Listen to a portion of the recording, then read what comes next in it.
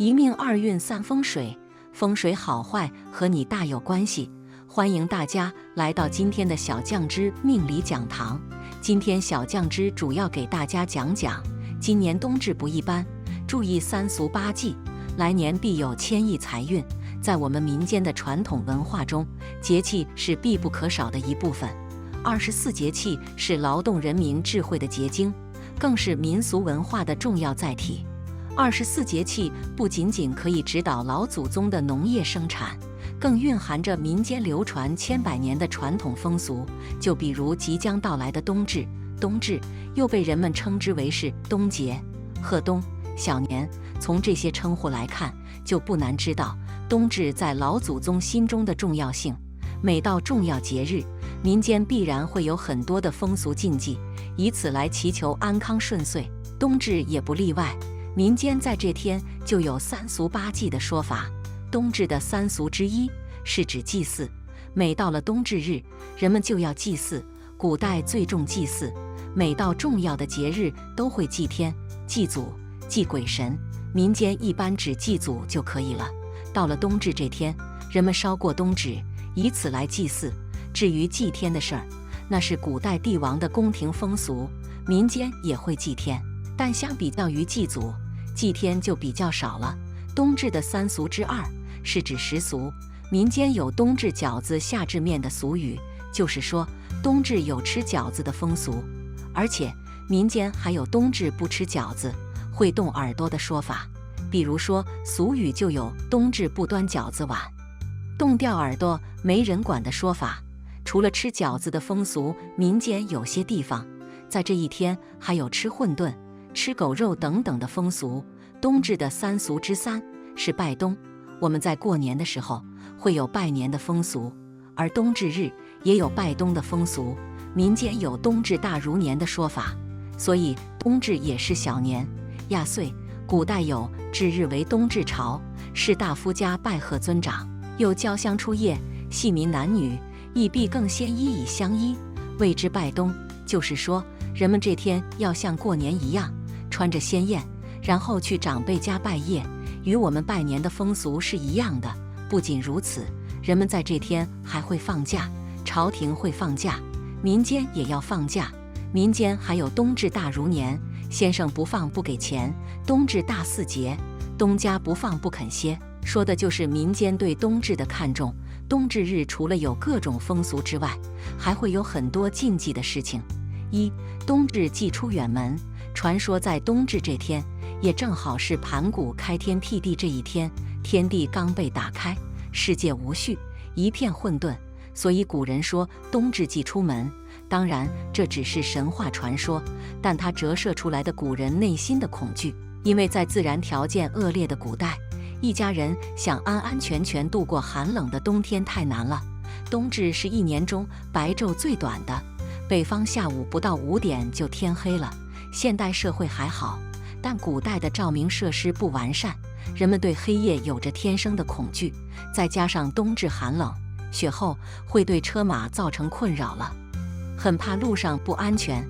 另外，古人认为到了冬至，春天就不远了，冬至预示着新的一年即将开始，所以应该在家过冬至节，家人团圆，这也是冬至不外出的原因。二、冬至忌不吃饺子。有一种民间说法，冬至不吃饺子会冻掉耳朵，这也是古人善意的调侃。实际上，冬至吃饺子这项传统习俗是为了纪念我国医圣张仲景。在东汉末年时期，张仲景每年冬至时期都不施药物给饥寒交迫的人们，他发明了驱寒胶耳汤，给因为寒冷天气被冻坏耳朵的人们治疗。为了纪念他的伟大，人们用包饺子庆祝冬至，饺子和耳样的样子很像。三、冬至忌婚嫁。根据民间习俗，作为人生头等大事的结婚，一定要选择良辰吉日，而古人把立春、立夏、立秋、立冬和春分、秋分、夏至、冬至前一天称为四绝日及四离日。这个时候的气场正值混沌未开的状态，所以古人都不选择冬至日来结婚。另外，根据传统，冬至这一天要祭祖，如果进行嫁娶等喜庆活动，可能会与祭祖等传统仪式相冲突。不过，现代人结婚可能并没这么多讲究。4. 冬至忌讳吵架。在我国民间，一直有冬至大如年的说法，意思就是冬至节气要像过年一样隆重，家家户户都沉浸在欢迎的节日氛围中。所以怎么能吵架呢？这不扫兴吗？这不破坏家庭和睦吗？另外，因为冬至是阴阳交替的日子，这样一个特殊的时刻，主张人们应该保持平和、安宁的心态，以顺应自然的变化，所以要尽量保持和谐。5. 冬至忌熬夜。冬至这一天的夜晚最长，记住不要熬夜，因为在我国传统文化中，古时候的人们非常看重阴阳调和的。如果说在冬至熬了夜，就会阴阳失衡，所以老传统一直就有冬至忌熬夜的说法。另外，民间还有困觉要困冬至夜的说法，冬至安眠一夜，第二天精神气儿十足。6. 忌破土动工。古人认为冬至日不适合破土动工或者搬家，因为冬至的来临标志着最寒冷的冬季来到，数9寒天，天寒地冷。从传统文化的角度来看，冬至被视为阴极阳生的转折点，是阴阳两个气候自然转化的关键节点，万物开始了新的循环。因此，人们认为冬至是万物休养生息、静待来春的时刻。在这样的背景下，忌破工动土的习俗便应运而生。那么冬至这一天，人们都不怎么折腾，做啥事都会消停一点，以是对冬季的尊重。7. 冬至忌坐石头上。冬不坐石，夏不坐木是一句流传千年的养生古训，体现了古人在应对寒暑变化中的生活智慧。这句看似简单的谚语，背后却蕴藏着深刻的健康道理，尤其在气候极端的冬夏季节，对人体的保护有着重要的现实意义。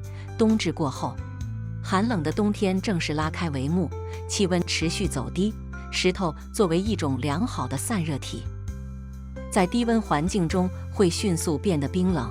如果长时间坐在冰冷的石头上，寒气容易通过臀部、腰部或腿部侵入人体，导致局部血液循环受阻，进而引发一系列健康问题，如风湿、关节炎、腰腿痛等慢性病。特别是对于老年人或身体虚弱的人群，寒气的侵袭更容易加剧已有的健康问题。因此，冬季尽量避免直接坐在石头上，尤其是户外的石凳或石板，最好选择使用坐垫或其他隔离物保护身体。夏季高温高湿，木头在露天环境中容易吸收水分，即使表面看起来干燥，实际上仍可能含有大量的水分。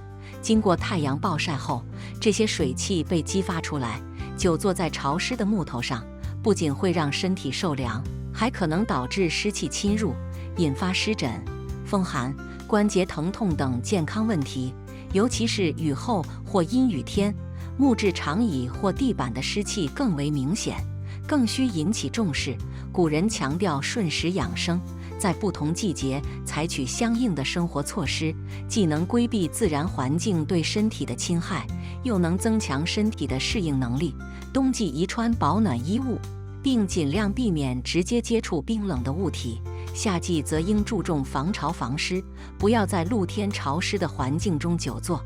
此外，无论春夏秋冬，保持健康的生活方式和适当的锻炼，才能更有效地维护体质和抵御疾病。